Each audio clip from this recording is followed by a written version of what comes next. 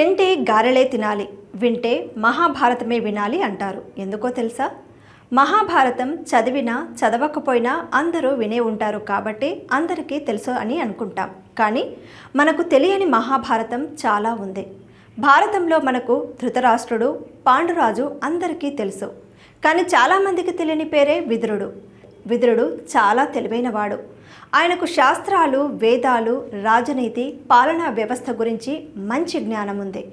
ఇంత జ్ఞాన సంపన్నుడు కావడం చేతనే ఆయన్ను మహాత్మా విదురుడు అని కూడా పిలుస్తారు. రాజు కావడానికి ఉండాల్సిన అన్ని అర్హతలు విదురుడికి ఉన్నాయి. కానీ ఆయన రాజు ఎందుకు కాలేకపోయాడు? దీని వెనుక ఒక శాపం ఉందని పురాణ కథనాలు చెబుతున్నాయి. అదేంటో తెలుసుకుందాం.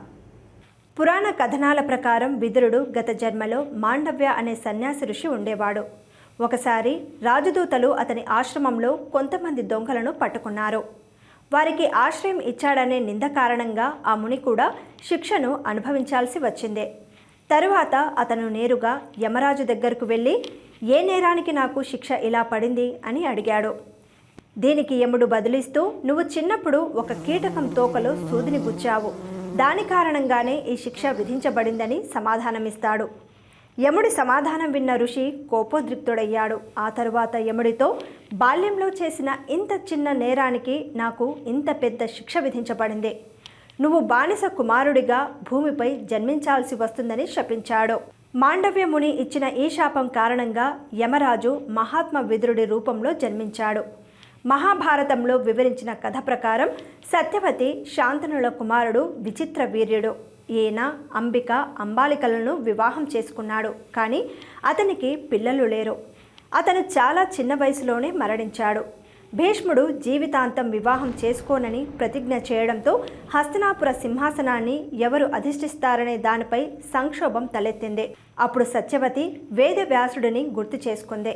సత్యవతి వేదవ్యాసునితో, నా రాజవంశాన్ని నాశనం నుండి కాపాడాలంటే నువ్వు నా ఆజ్ఞల్లో ఒకదాన్ని పాటించాలని చెప్తుంది.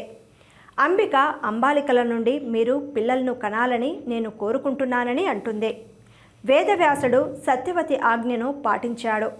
రాణి అంబిక వేదవ్యాసుని దగ్గరకు వెళ్ళినప్పుడు ఆయన రూపానికి భయపడి కళ్ళు మూసుకుంది.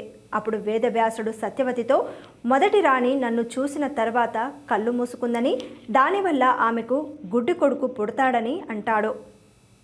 తరువాత అంబాలిక వేదవ్యాసుని దగ్గరకు వెళ్ళింది. కానీ భయంతో పాలిపోయింది. వేదవ్యాసుడు సత్యవతి వద్దకు వెళ్ళి, మరొక రాణి కూడా భయం కారణంగా పాలిపోయిందని, దాని కారణంగా ఆమెకు పుట్టిన కుమారుడు వ్యాధితో బాధపడతాడని చెప్పాడు. ఇది విన్న సత్యవతి చాలా బాధపడింది. రాణి అంబాలికను మళ్ళీ వేదవ్యాసుని వద్దకు వెళ్ళమని కోరింది. కానీ రాణి స్వయంగా వెళ్ళలేదు. ఆమె స్థానంలో తన పని మనిషిని పంపింది. వేదవ్యాసుని రూపాన్ని చూసిన తర్వాత ఆ పని మనిషి ఏమాత్రం భయపడలేదు. ఈసారి వేదవ్యాసుడు తల్లి సత్యవతి వద్దకు వచ్చి, ఈ పని మనిషి గర్భం నుండి చాలా తెలివైన కుమారుడు పుడతాడని చెప్పాడు.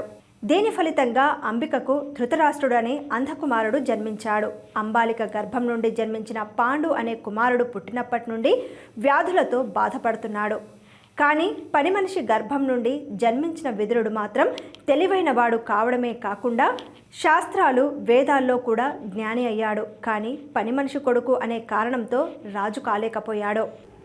చూశారు కదా, శాస్త్రాలు, వేదాలు, రాజనీతి, పాలనా వ్యవస్థ వంటి అపారమైన జ్ఞాన సంపద కలిగిన విదురుడు రాజు కావడానికి ఉండాల్సిన అన్ని అర్హతలు ఉండి కూడా రాజు ఎందుకు కాలేకపోయాడో తెలుసుకున్నారు కదా. ఇలాంటి మరెన్నో పురాణ కథనాల కోసం లైక్, షేర్ మరియు సబ్స్క్రైబ్ చేసుకోండి.